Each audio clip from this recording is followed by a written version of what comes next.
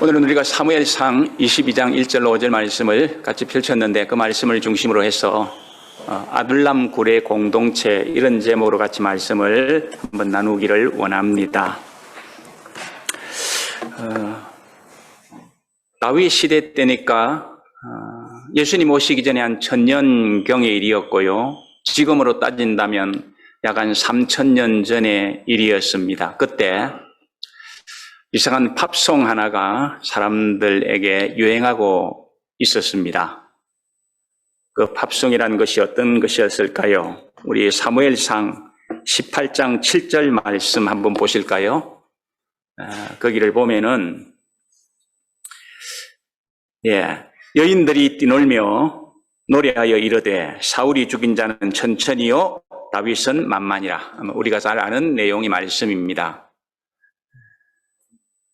다윗이 블레셋 장수 골리앗을 죽인 이후에 여인들이 이 노래를 지어서 불렀다고 하지 않습니까? 그 내용은 사울보다는, 그 당시 통치자였던 사울보다는 다윗이 더 칭송을 높이 받고 있는 그런 노래이지요. 그러다가 보니까 이런 노래를 듣던 사울의 마음이 썩 좋지 않았습니다. 심기가 아주 불편했어요. 그래서 성경은 많이 불쾌했다고 이야기를 하면서 그때부터 이제 다윗을 편히 놓아두지를 않았던 것을 우리가 잘 압니다. 그 왕이 이제 가만히 놓아두지 않고 괴롭히니까 어때요? 많은 괴로움을 당하겠죠. 그러다가 이제 나중에는 결국 어떻게 합니까? 사울이 다윗을 죽이려고 하지 않습니까? 그러니까 어쩔 수 없이 다윗은 도피자가 되어야 되는 거죠. 죽이려고 하는데 뭐 가만히 있을 수 있습니까? 그래서 이리저리 피하다가 급기야는 이제 어떤 결단을 합니까? 국내에서 숨어 다니는 것은 참 한계가 있다. 그냥 국외로 나가자. 그래서 이제 외국으로 도망을 쳤던 것을 봅니다. 그래서 사무엘상 21장 10절 말씀에서 보면 이제 어디로 갔느냐 하면 가드 왕 아기스에게로 갔다 이렇게 말씀을 합니다. 이 가드라는 곳은 블레셋에 있던 5대 중요 도시 중에 하나였습니다.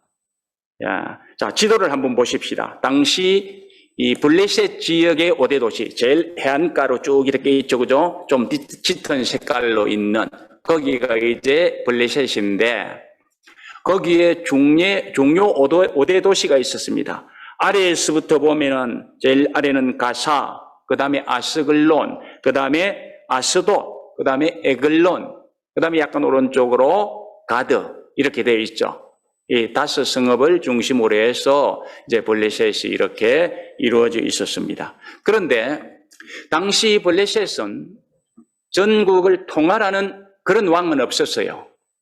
그래 이제 이 5개 소국의 왕들이 그 지역을 맡아서 통치하던 하나의 방백 제도로서 이렇게 이제 블레셋이 관할되고 있었습니다.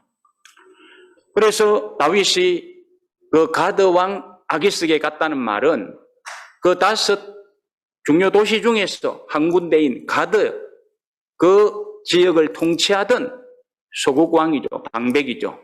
그에게로 갔다는 말입니다. 이 다윗이 가드로 간 이유 몇 가지를 우리가 한번 생각해 볼 수 있는데 뭐 그것은 첫 번째는 너무 힘드니까 그죠.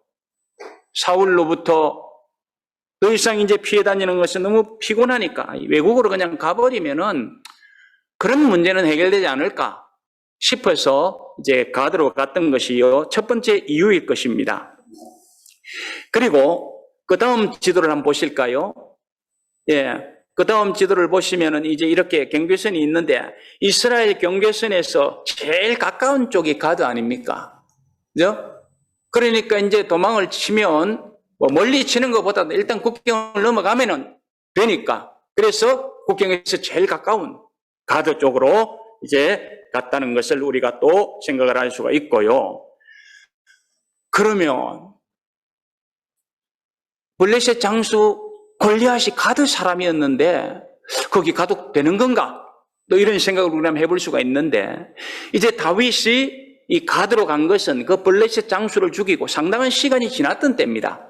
그래서 대략 한 3년 내지 4년 지났을 것이다, 이렇게 보편적으로 짐작을 합니다. 그러다 보니까 다윗 생각에는 이제 어떤 생각이 드느냐니까, 한 3, 4년이 지났고 그러다 보니까 이제 다윗도 자기 모습이 좀 더 변했지 않습니까? 왜 은근히 기대를 했겠죠. 그러면 사람들이 그 일을 잊었을 수도 있고 나도 잘 몰라볼 수 있으니까 그냥 가드로 가는 거야. 그렇게 해서 또 가드로 갔을 것이라는 것입니다. 그리고 또 한 가지가 뭐냐 하니까, 지금 다윗은 이스라엘 왕 사울로 인하여 도피 생활을 한다는 건 이제 사람들이 압니다. 그죠? 그 블레셋 입장에서 가장 대적해야 할 상대가 누구입니까? 이스라엘의 왕이잖아요. 그런데 그 왕의 핍박을 받아서 다윗이 우리나라로 왔다 하면 아마 그 가드에서 좀 나를 이렇게 보호해 주든지 아니면 받아주지 않겠는가, 그런 짐작을 가지고 갔을 것이다, 이런 이야기도 있습니다. 대략 한 이런 4가지 정도로 우리가 다윗이 블레셋으로 갔던 이유를 한번 주장을 해볼 수가 있습니다. 자, 그런데 이제 다윗이 블레셋으로 갔을 때에 막상 어떤 일이 일어났습니까? 은근히 좋은 기대를 했겠죠. 여기보다는 낫겠나? 사울을 피해 다니면서 고생하는 것보다야 블레셋 가면 좀 낫겠지, 그런 기대를 가지고 갔는데, 자, 사무엘상 23장 11절 말씀 한번 보시기 바랍니다.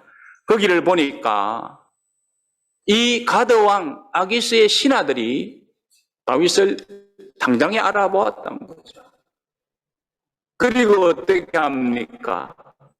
왕이여, 저 사람이 골리앗을 죽이고 나니까 사람들이 저 사람을 칭송하면서 사울이 죽인 자는 천천히고 다윗이 죽인 자는 만만이라고 노래했던 사람 아닙니까? 이렇게 이야기를 하는 것이죠.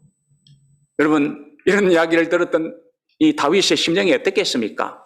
우리가 충분히 짐작할 수 있죠. 그래서 성경은 몹시 두려워했다, 이렇게만 이야기해주고 있는 것을 볼 수가 있습니다. 그래서 사무엘상 21장 13절 말씀을 보면은 다윗은 이제 어떻게 합니까? 미친 척한 거죠. 대문짝에다 글씨를 막 이렇게 거적거리면서 입에서는 막 침을 흘리면서 미친 사람처럼 이렇게 했던 것을 봅니다. 또 그때 아기스가 다윗의 행동에 속아주었답니다. 하나님의 있을 수 없고 보면 어떻게 이런 일이 일어날 수 있을까라는 일이 종종 있습니다. 그런데 그거 우리가 풀 수 없는 수수께끼잖아요. 답은 성경이 주잖아요. 하나님이 간섭하셨다, 하나님이 섭리하셨다. 하나님이 간섭하시고 하나님이 이루시면 되는 거죠. 어쨌든 하나님께서 다윗에게 점 찍어 놓은 것이 있잖아요. 위대한 일을 맡겨야 되겠다. 내가 이새의 아들 다윗을 만나니 내 마음에 합한 사람이라. 내가 가지고 있는 뜻을 그를 통하여 이루겠다. 하나님이 이런 마음을 가지고 계시기 때문에 다윗을 보호하신 것이죠. 그러나 다윗은 어때요? 너무 두려우니까 미친 짓을 하면서 때문에다 글을 막 쓰면서 입에서 침을 흘리면서 그런 흉내를 내었던 것을 봅니다. 그런데 다윗은 단지 그런 위장술만 쓴 것이 아닙니다. 우리가요, 이 내용을 같이 다루고 있는, 그래서 이제 나중에 다윗이 이 내용을 가지고 시를 쓴 시편 56편 말씀을 보면은요, 그때 다윗은 어떻게 했습니까? 하나님, 내가 너무 다급합니다. 나를 도와주십시오. 기도하면서요. 8절 말씀 한번 보실까요? 예. 56편 8절 말씀 보면은 이런 말씀을 합니다. 눈물을 주의 병에, 우리 이 말 알고 있는데 언제 다윗이 이런 기도를 드렸는가에 대해서는 잘 이해를 안 해왔잖아요. 바로 이때 이때 그런 심정을 가지고 하나님 앞에 기도한 것입니다. 그러므로 비록 겉으로는 미친 척 하면서 이렇게 이제 막 글씨를 끄적거리지만은 속으로는 어떻게 했다고요? 하나님 앞에서 눈물을 흘리면서 하나님 내 눈물, 이 눈물을 주의 병에 담아주시고 나를 보호해 주시기 바랍니다. 간절하고 애절한 기도를 드린 것입니다. 이게 이제 신앙인의 특징 아닙니까? 신앙인이라도 어때요? 살면서 때로는 잘못할 수가 있잖아요. 하나님의 뜻이 아닌 대로 행동할 수가 있잖아요. 그래서 자기 그냥 생각 좋은 대로 일을 해나가잖아요. 지금 다윗이 그렇지 않았습니까? 사울에게 너무나도 괴롭힘을 당하니까 에이 그냥 국경을 넘어가면 좋겠다. 가면 좋은 일 벌어지겠지 라고 생각을 했는데 가보니까 그게 아니잖아요. 오히려 더 두렵잖아요. 그러니까 이제 정말로 할 수 있는 일은 하나님 도움이 필요합니다. 도와주십시오. 그러면서 애절하게 하나님을 바라보며 기도했던 것 아닙니까? 그래서 제가 그 다윗의 기도문을 한번 이렇게 생각을 해보세요. 뭐라고 기도했을까? 아마 이렇게 기도했을 겁니다. 하나님, 제 생각이 짧았습니다.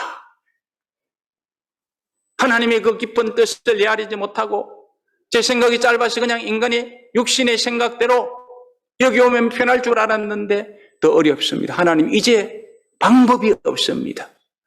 하나님이 행동해 주지 아니하시면 저는 방법이 없습니다. 도와주십시오. 이렇게 기도하지 않았겠습니까? 그랬을 때에 하나님께서는 다윗의 기도를 들어주셨습니다. 성경을 보면 하나님께서 어떻게 구체적으로 역사하셨는지에 대해서는 말씀해 주고 있지 않잖아요. 그저 그냥 미친 척 하니까 아니 우리나라에 미치광이가 없어서 이런 미친 자를 내 앞에 데려왔느냐 그냥 이랬다 하잖아요. 그죠? 그리고 다윗은 거기에서 벗어납니다. 아니 벗어났다기보다는 도망을 치는 것이죠. 그래서 도망을 쳐서 오늘 우리가 이제 펼친 1절 말씀 내용이 나오는 것입니다. 자, 1절 상반절 말씀에서는 뭐라고 이야기를 합니까?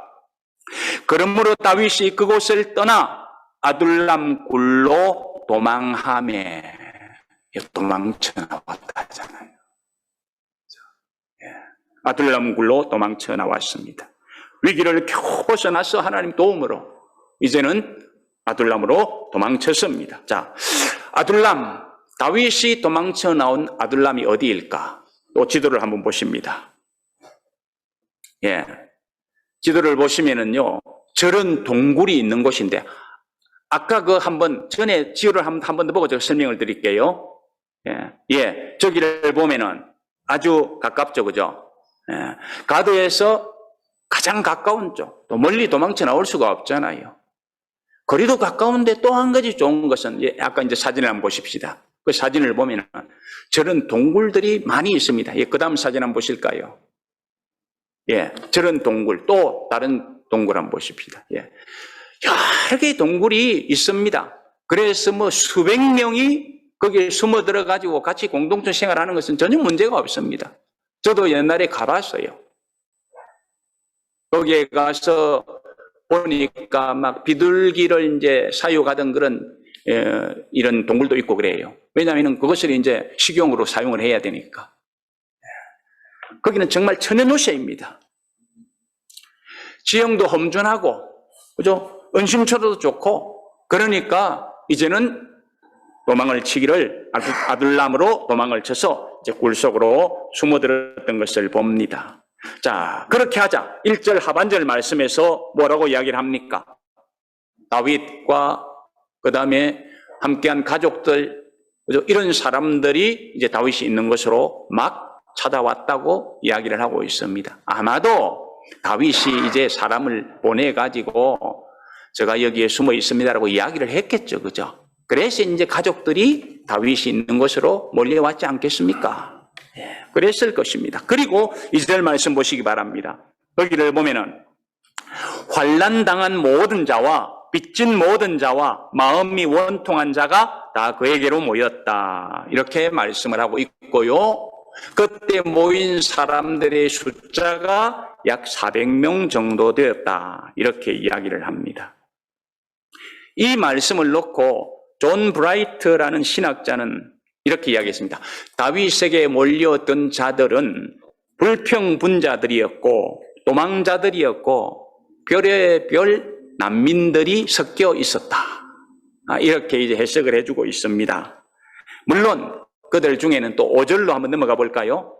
5절로 넘어가 보면 선지자가 또 있었습니다.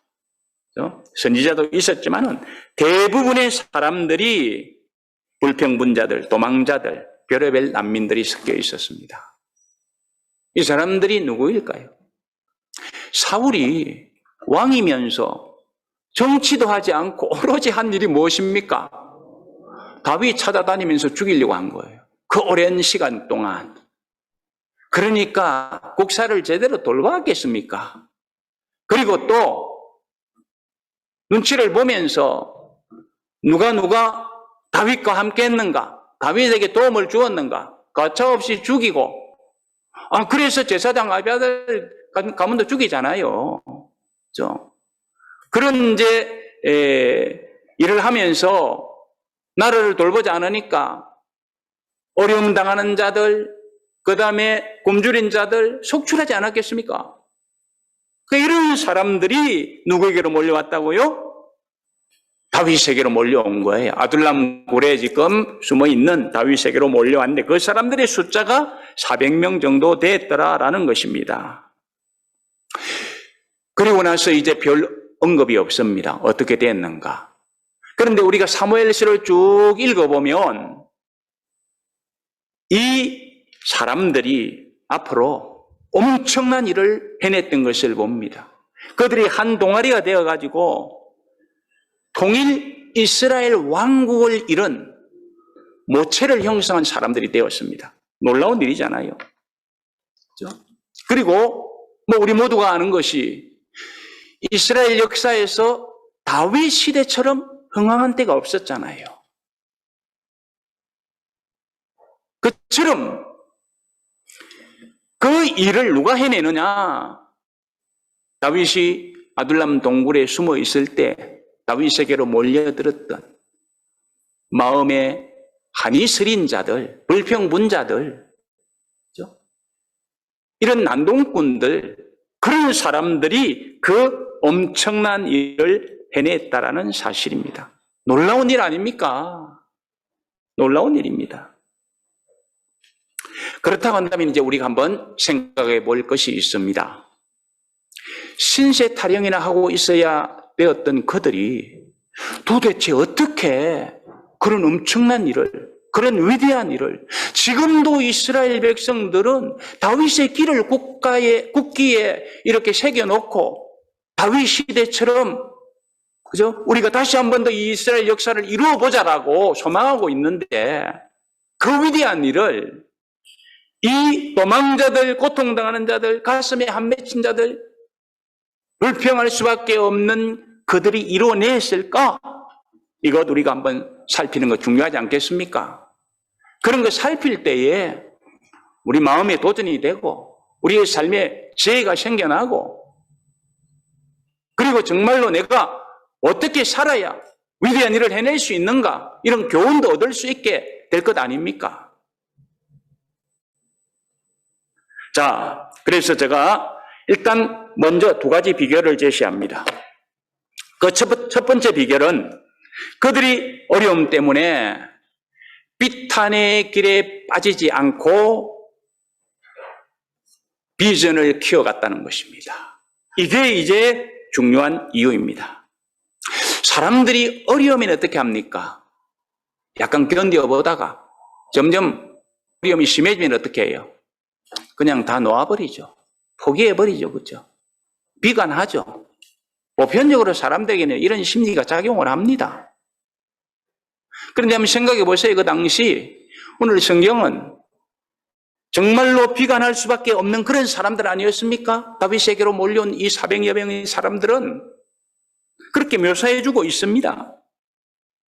그런데 그들은 그런 처지에 있었지만 비관하지 아니하고 정말로 이스라엘의 빛나는 역사를 이루어내는 주역들이 됐더라고요. 놀라운 일입니다. 제가 전에 그런 이야기를 들어본 적이 있습니다. 서울대교에는 늘 그리스를 칠하는 사람이 있었다. 왜 그리스를 칠할까 물어봤더니 거기에 사람들이 올라가서 자살 소동을 워낙 자주 벌리니까 아예 그냥 그 다리 난간에 올라가지 못하도록 그리스 기름을 막 늘 칠해 놓는답니다. 미국의 금문교라는 것이 있는데 거기가 자살률이 제일 높다고 하더라고요. 찾아보니까. 뭐 그것뿐이겠습니까? 다른 다리에서도 아니면은 높은 절벽에서도 그죠? 심지어는 뭐 아파트에서도 막 뛰어내려가지고 자살 소동을 벌이고 하는 그런 사람들이 참 많잖아요. 여러분 왜 그럽니까? 그 사람들 나름대로 이유가 있잖아요. 나는 한sel인 사람이다.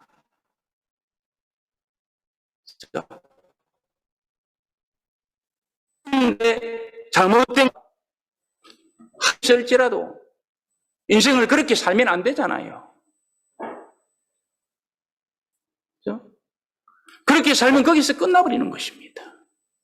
지금 다윗에게 찾아왔던 사람들은 어떤 사람들입니까? 어떤 면에서는 그렇게 할 수 있는 사람들입니다. 그럼에도 불구하고 그들은 그러지를 않았습니다. 오히려 그들은 다윗을 찾아올 때에 한 가지 기대를 가지고 찾아왔습니다. 소망을 가지고 찾아왔습니다. 비전을 가지고 찾아왔습니다. 저기에서는 안 됐다. 저렇게 살 때는 안 됐다. 다시 한번 다윗에게로 가서 새로운 삶을 한번 영위해보자. 그런 꿈을 가지고 모여들었던 사람들입니다. 그렇게 모여들어서 마음을 같이 하고 훈련을 받으면서 새로운 미래를 도모했던 사람들입니다. 이게 살아가는 사람들에게 너무나도 중요합니다. 자, 그런데 이제 문제는 환난을 당한 자, 빚진 자, 마음이 원통한 자들이 모였습니다. 그들이 모여서 이제 공동체를 이루어가는 거예요. 그렇기 때문에 이게 이제 어려운 겁니다. 사실요, 잘 배운 자, 삶의 바탕이 좋은 자, 이런 자들도요, 400명 정도 모여가지고 공동체 생활하라고 하면 거기에서 잡음 안 나겠습니까? 문제 안 생기겠습니까? 한번 생각해 보세요. 늘 같이 그냥 함께 사는데 아무리 좋은 사람들이라도 같이 섞이면 어려운 일이 있을 것입니다. 그런데 그들이 아름다운 엄청난 일을 해냈다라는 것입니다. 어떻게 보면은 뭐가 나 있어서 부딪히면은 자칫 잘못하면은 그냥 문제가 일어날 수밖에 없는 그런 사람들인데 심리적으로도 몹시 불안했을 것인데 그들이 이스라엘 통일왕국을 이루는 주역이 됐다. 놀라운 일입니다. 저는 언젠가 그런 이야기를 들어본 적이 있습니다. 탈북인이 TV에서 이야기를 하는데 그런 이야기를 하더라고요. 북한이 너무 힘들고 어려우니까 정치적으로 그렇고 경제적으로도 그렇고 너무 힘드니까 그 사람들의 심정에는 은근히 그런 마음이 있대요. 이렇게 어렵게 사는데 한번 전쟁이라도 해보고 그래가지고 뭐 되든 안 되든 한번 뭐 살았으면 좋겠다. 이게 이제 바로 뭡니까? 마카파 정신 아닙니까? 너무 힘드니까 그런 생각을 하는 거예요. 충분히 다윗에게 몰려왔던 사람들은 그런 생각을 할 수 있는 사람들입니다. 그러나 그들은 그런 생각을 접습니다. 접는다기보다는 잘 깎아내고 잘 다듬는 거예요. 그래서 결국은 그들이 다윗과 함께 정말로 위대한 일을 이루어냈던 것을 봅니다. 물론 뭐 처음부터 그랬겠습니까? 코피 터지는 일들 많이 있었을 것입니다. 다윗도 마음이 참 힘들었을 것입니다. 복잡했을 것입니다. 그러나 시간이 지나면서 그들이 이제 아름답게 훈련을 받으면서 성숙해 갔습니다. 그래서 그 두 가지 비결이라는 것은 하나는 믿음을 가지고 비전을 가지고 살아갔더라는 것, 또 하나는 정말로 훈련을 받으면서 함께 공동체로 아름답게 서갔다는 것, 그 두 가지 비결이 바로 그들이 그 엄청난 일을 해낼 수 있었던 비결입니다. 그런데 이제 훈련이라는 것을 한번 생각해 보십시다. 훈련, 여러 가지 훈련이 있을 것입니다. 그럼 그들은 이제 무슨 훈련을 했을까요? 그들이 한 훈련은 먼저는 믿음이라는 공통 분모를 가지고 다윗과 함께 아름다운 미래의 나라를 건설하기 위한 훈련을 했을 것입니다. 먼저는 믿음입니다. 믿음이 없으면 아무것도 안 됩니다. 믿음이 있어야 비전도 키워갈 수가 있고 모든 것을 감당할 수가 있습니다. 믿음이 있어야 세상을 이긴다고 하잖아요. 그런데 처음 다윗에게로 몰려왔던 사람들이 뭐 이런 믿음이 있겠습니까? 그런데 그들이 믿음을 가지고 이제 하나씩 둘씩 미래를 준비해 갔던 것을 우리가 볼 수가 있습니다. 우리는요, 성경을 읽어보면 믿음을 가지고 살았던 사람들, 비록 그들이 비관할 수밖에 없는 그런 처지에 있었지만 믿음을 가지고 살았던 사람들을 하나님께서 붙들어 주셨습니다. 뭐 가장 좋은 예를 든다면은 요셉 같은 사람을 들 수 있지 않겠습니까?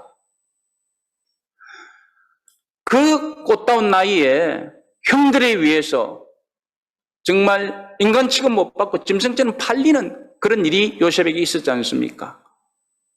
그러나 요셉은 그 일을 놓고 비관하지 않았잖아요. 그 이유가 어디에 있습니까? 일찍이 그는 하나님을 인격적으로 만난 사람이라. 다른 말로 바꾸면 그에게는 진정한 믿음이 있었던 사람인 거죠. 그래서 그 믿음이 있었던 요셉을 우리 하나님께서 중심에 붙들어 주신 거죠. 그래서 그 하나님을 의지했고, 그러므로 하나님께서는 함께 해주셨고, 자, 창세기 39장 2절 말씀 한번 보실까요? 거기를 보시니까 뭐라고 말씀합니까? 여호와께서 요셉과 함께 하심으로 그가 형통한 자가 되어 그의 주인 애굽 사람의 집에 있으니, 여호와께서 요셉과 함께 하시고 그가 형통한 자가 되었다, 이렇게 말씀합니다. 그렇습니다. 여호와께서 함께 해주시면 형통한 자가 될 수가 있는 것입니다. 열왕기하 18장 7절 말씀에서 보면 믿음의 사람 히스기야에게 이렇게 말씀을 하십니다. 여호와께서 그와 함께 하시매 그가 어디로 가든지 형통하였더라. 성경은 히스기야를 일컬어서 함이라고 합니다. 그 믿음의 사람을 하나님께서 어떻게 이용해 주십니까?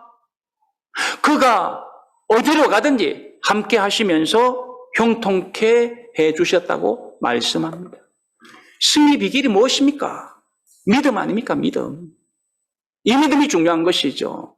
그래서 다윗은 자기에게 몰려든 사람과 더불어서 공동체 생활을 하면서 가장 중요시한 것이 무엇이었습니까? 믿음이죠. 다윗 자기가 가지고 있는 그 믿음을 같이 공유하면서 믿음의 사람이 되도록 그렇게 공동체를 이끌어갔던 것을 볼 수가 있습니다. 그렇습니다. 우리가 살아가는 과정에서 제일 중시 여길 것은 믿음입니다. 그러므로 오늘 또 우리는 이 믿음을 체크해야 됩니다. 너에게는 정말로 진실한 믿음, 하나님께서 인정하시는 믿음이 있냐? 이 험한 세상을 비관하지 않고 인내하며 감당하며 견뎌낼 수 있는 그런 믿음이 있나? 체크해야 되는 거죠, 오늘도. 그래서 고린도후서 13장 5절 말씀에서 이렇게 말씀하고 있지 않습니까? 너희가 믿음에 있는가? 너희 자신을 시험하고 너희 자신을 확정하라. 예수 그리스도께서 너희 안에 계신 줄을 너희가 스스로 알지 못하느냐? 그렇지 않으면 너희가 버리운 자니라. 믿음 점검하라는 거죠. 오늘도 우리 스스로 하나님 앞에서 내 믿음을 점검해야 될 것입니다. 이 믿음이 모든 것을 이깁니다. 이 믿음이 모든 것을 감당해낼 수가 있습니다. 그리고 두 번째로는 다윗이 이 아둘람 공동체 훈련을 할 때에 뭘 훈련하냐면은 삶 자체를 나누는 공동체 훈련을 한 거예요. 다윗과 함께한 사람들을 각자 다른 상황에서 피해의식을 가지고 아픈 것을 가지고 모여든 사람 아닙니까? 그러니 그들이 함께 살면서 나누어야 할 것이 얼마나 많아요. 그죠? 사람은 나누어야 하나 됩니다. 자기의 아픔도 나누고 남의 아픔도 내가 수용하고 받아들이고 위로하고 격려해야 하나가 되는 거예요. 나누지 않고 있으면은 하나 될 수가 없어요. 나누는 삶이 있어야 됩니다. 그래서 나에게는 이런 아픔이 있다. 나에게는 이런 도움이 필요하다. 같이 나누면서 아름다운 공동체 생활을 해 나갔던 것입니다. 처음에는 어렵죠. 뭐 나눈다고 바로 하나 됩니까? 안 돼요. 쉽지 않아요.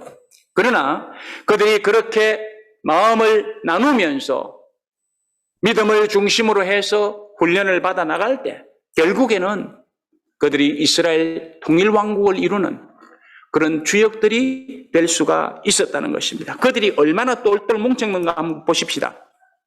사무엘상 23장 5절 말씀 한 예를 봅니다. 거기를 보면은요, 다윗과 그 사람들이 그일라로 가서 블레셋 사람들과 싸워 그들을 크게 쳐서 죽이고 그들의 가축을 끌어오니라. 다윗이 이와 같이 그일라 주민을 구원하니라. 이랬습니다. 자, 블레셋이 그일라를 공격해 왔습니다.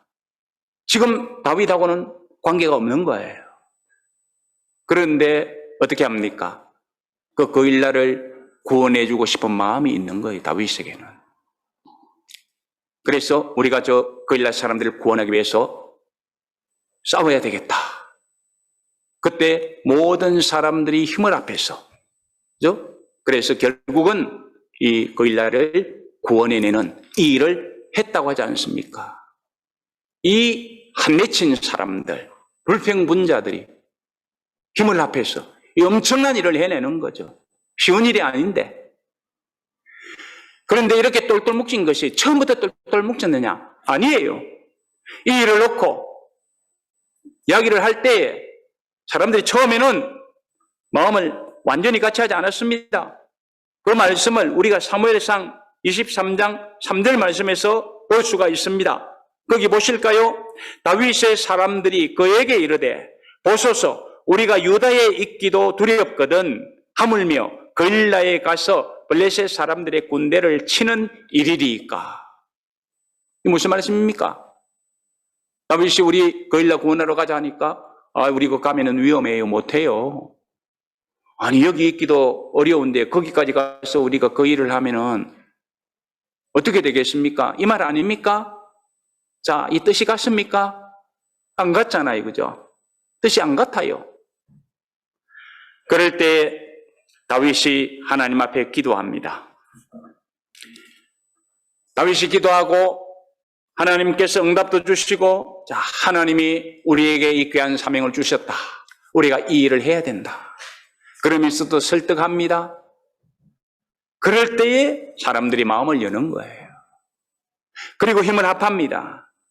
그리고 생명을 내걸고 위험을 무릅쓰고 그일라 사람들을 다 구원해내는 것을 볼 수가 있습니다. 그런 그들이 이제요 더 똘똘 뭉치고 더 용기를 가지고 이제는 정복 전쟁도 벌립니다. 사무엘상 27장 8절 말씀 보시면 어디를 공격합니까? 생명을 걸고 아말렉을 공격합니다. 이제는 공격에 들어갑니다.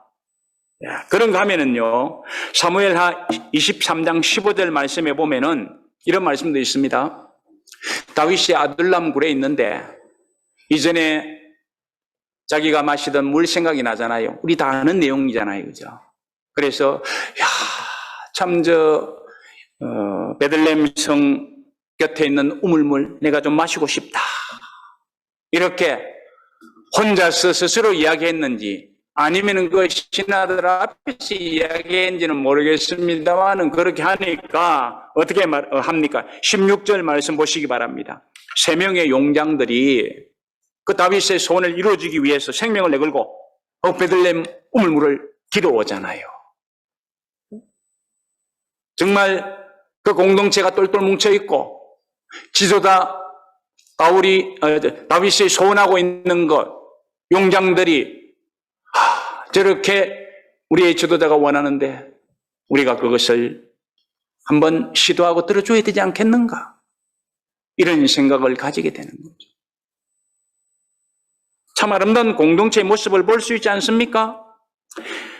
그래서 이제 물을 길어왔습니다. 길어와서 다윗에게 주니까 그 물을 다윗이 받아들고 어떻게 합니까? 너희들 수고했다. 그거 마셨다고 합니까? 그거 아니잖아요. 그죠? 17절 말씀 보면 뭐라고 이야기합니까? 이 물은 새 사람들의 피다. 내가 어떻게 이것을 마실 수 있겠느냐?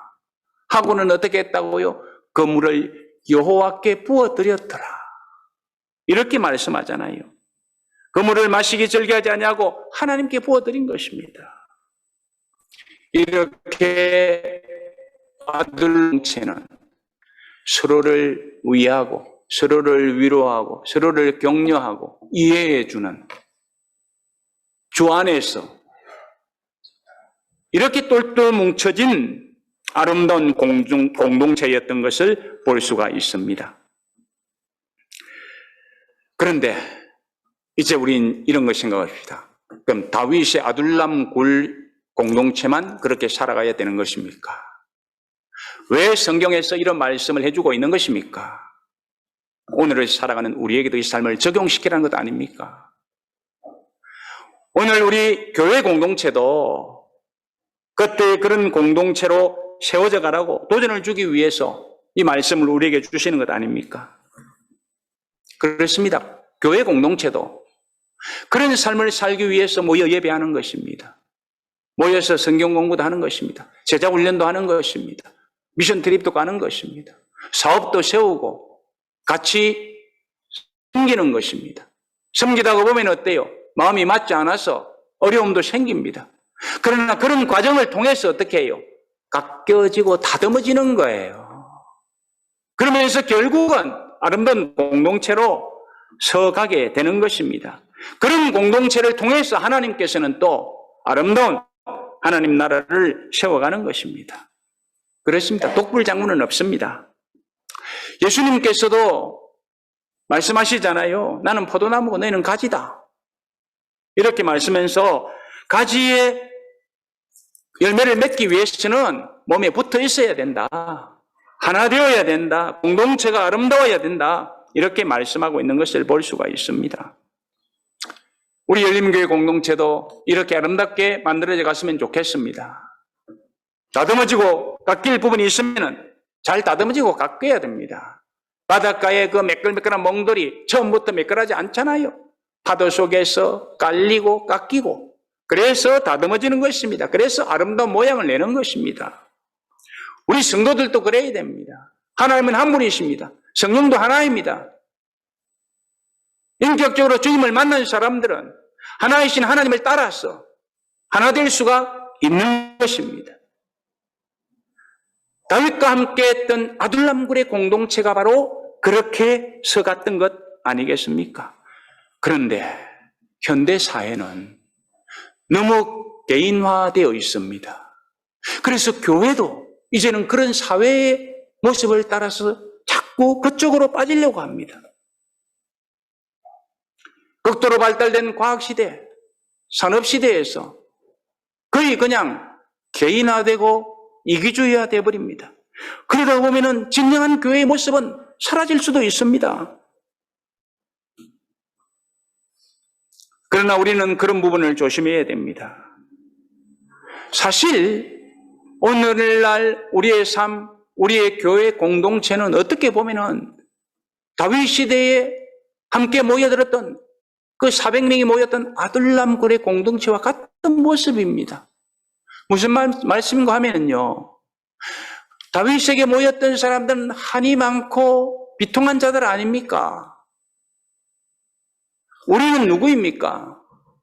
사단으로부터 나그네를 상실당해버린 사람들입니다. 유린당한 사람들입니다. 피해를 많이 본 사람들입니다. 그래서 죄 아래에 있는 사람들입니다. 우리는 우리 이 정체성을 바로 알아야 됩니다. 비통해야 됩니다. 그러므로 너는 누구냐 할 때에 나는 사단으로 인해서 어떤 면에 있으면 한이 사무친 사람이다. 이런 생각을 우리는 해야 됩니다. 비통한 각오를 가져야 됩니다. 그러지 않고서는 우리가 죄악을 이기는 삶, 사단과 싸워 이기려고 하는 그런 삶을 힘있게 살아내지 못합니다. 내 마음이 마치 사단으로 인하여 손해본 그런 것에 대해서 한을 가진 사람처럼 살아갈 때에 우리가 주님을 의지하여 마치 다윗에게 몰려들었던 400명의 사람들처럼, 그죠? 믿음으로 공동복무를 이루면서 도전을 받으며 훈련을 받으며 깎이며 주님을 중심해서 아름다운 공동체로 만들어져 갈 수 있는 것입니다. 그 의식 없이는 그냥 이래도 좋고 저래도 좋고 그런 정신, 그런 자세 가지고서는 우리가 신앙생활에서 절대로 승리할 수 없습니다. 그러므로 우리는 분명히 생각해야 됩니다. 성경이 말하고 있다. 나는 참 한이 서린 사람이다. 로마서 8장 22절 말씀 한번 보시기 바랍니다. 거기를 보시면 뭐라고 말씀합니까? 모든 피조물이 다 탄식하고 있다고 이야기하잖아요. 모든 피조물이 다 탄식하고 있다. 거기뿐입니까? 23절로 넘어가 보면 성령의 처음 익은 열매를 받은 우리까지도 속으로 탄식하고 있다. 여기에서 제어될 사람이 있습니까? 그렇다면 저와 여러분들은 정말로 탄식하는 자입니까? 마음에 한이 서린 자세로 탄식하는 자입니까? 그러면서 진정한 회복을 위해서 살아가는 자들입니까? 다윗에게 몰려들었던 사람들은 한서린 사람들이었습니다. 그러나 거기에서 포기하지 않고 비전을 가지고 회복을 위해서 깎이면서 다듬어지면서 훈련받으면서 아름다운 공동체로 서갔습니다. 그랬더니 보란듯이 그들이 통일왕국을 이루는 주역이 되어서 영광의 자리에 설 수 있었던 것을 봅니다. 오늘 함께 예배하는 저와 여러분들이 그런 주역들이 되어야 되지 않겠습니까? 그런 사람들이 되는 것만큼 보람과 긍지를 가질 수 있는 일이 어디 있겠습니까? 따라서 우리 자신들을 잘 생각하십시다. 나는 주님과 더불어서 아름다운 공동체로서의 삶을 살아야 된다. 믿음으로 무장하자. 훈련 잘 받자. 그래서 저 아둘람굴의 공동체처럼 위대한 일을 해내는 그런 주역들이 되자. 이런 자세를 가지고 살아가면 우리의 삶에는 승리가 있을 것입니다. 그런 은혜와 복을 누리는 저와 여러분들이 되시기를 주님의 이름으로 축복합니다.